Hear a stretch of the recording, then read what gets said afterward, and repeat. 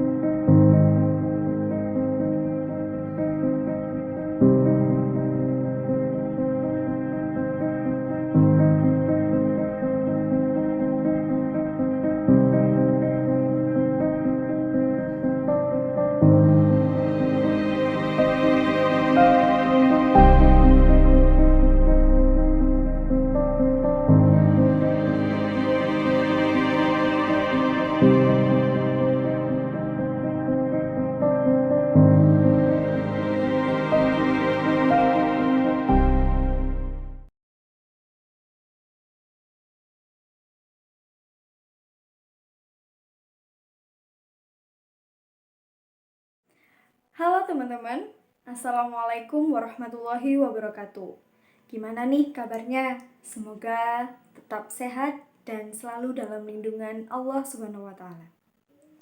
Kali ini, aku, Adelia Tias Prabawati dari Fakultas Psikologi, Program Studi Psikologi, akan menjelaskan apa pentingnya dari melakukan kegiatan 5M dan melakukan vaksinasi. Penasaran? Stay tune! Sejak awal masuknya COVID-19 ke Indonesia, yaitu tepatnya pada tanggal 2 Maret 2020 hingga saat ini, sedikitnya 40 juta jiwa sudah terkonfirmasi positif COVID-19. Tentunya dengan tambahan belasan ribu kasus setiap minggunya. Pemberlakuan PSBB hingga PPKM pada pandemi kali ini masih dirasa belum membuahkan hasil yang maksimal untuk menuntaskan kasus ini. Kurangnya kesadaran masyarakat untuk memperketat protokol kesehatan dan dibarengi dengan masuknya varian COVID terbaru di Indonesia, yaitu varian Delta, diduga menjadi alasan melonjaknya korban jiwa yang dinyatakan positif COVID-19 pada akhir-akhir ini. Tak hanya itu, perekonomian negara juga ikut terdampak oleh COVID-19. Banyak perusahaan besar yang merugi dan akhirnya memberlakukan PHK kepada para karyawannya. Bahkan, tak sedikit pula perusahaan besar yang gulung tikar pada masa pandemi ini. Selain itu, banyak juga UMKM yang tidak melanjutkan usahanya dengan alasan kurangnya modal. Maka dari itu, kita harus melakukan langkah sederhana namun besar dampaknya dan tentunya bisa sedikit meringankan tugas para garda terdepan sekaligus memutus rantai penyebaran COVID-19. Lalu, apa saja langkah-langkah sederhana tersebut? Berikut cuplikannya.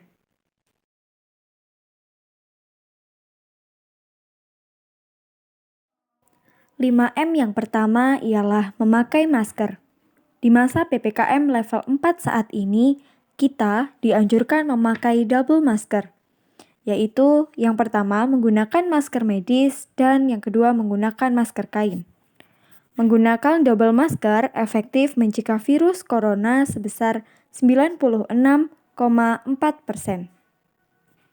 Yang kedua adalah menjaga jarak ketika berada di tempat umum sejauh 1-2 meter. Yang ketiga adalah menjauhi kerumunan ketika berada di luar rumah. Yang keempat adalah mencuci tangan. Mencuci tangan adalah hal yang wajib kita lakukan sesudah melakukan kegiatan apapun. Oh iya, untuk mendapatkan hasil yang maksimal, kita harus mencuci tangan menggunakan sabun dan air yang mengalir sesuai dengan langkah-langkahnya selama 20 detik. Dan jangan lupa untuk selalu mengeringkan tangan menggunakan handuk kering atau tisu kering.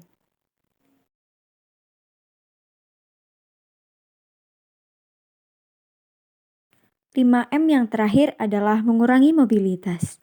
Ingat ya teman-teman, jangan keluar rumah jika tidak terlalu penting dan tetap produktif di rumah aja.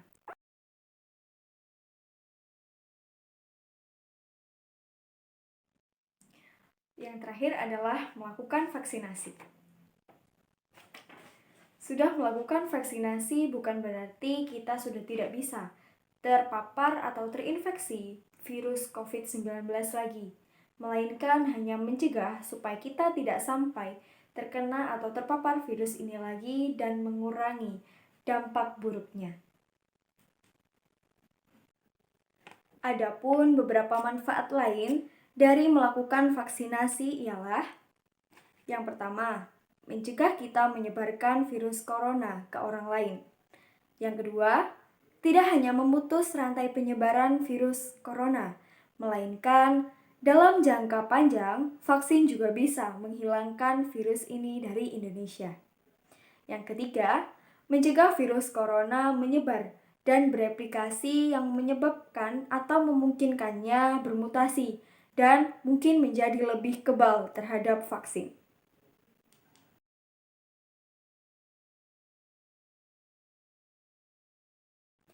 Untuk saat ini cukup mudah bagi kita untuk mendapatkan beberapa jenis vaksin COVID-19 seperti Sinovac, Sinopharm, AstraZeneca, dan lain sebagainya.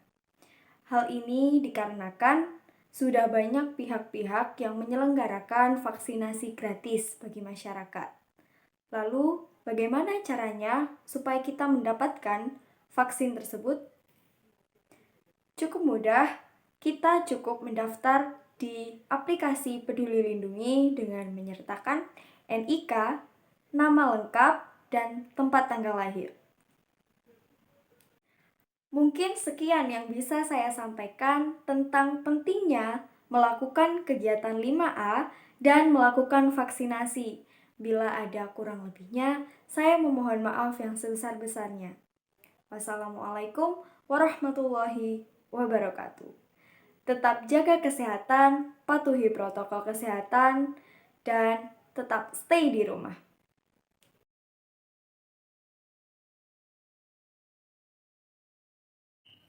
Kedua, melakukan vaksinasi.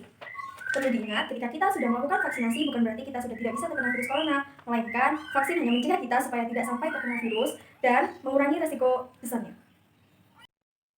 Untuk saat ini, vaksin COVID-19 sudah banyak kita dapatkan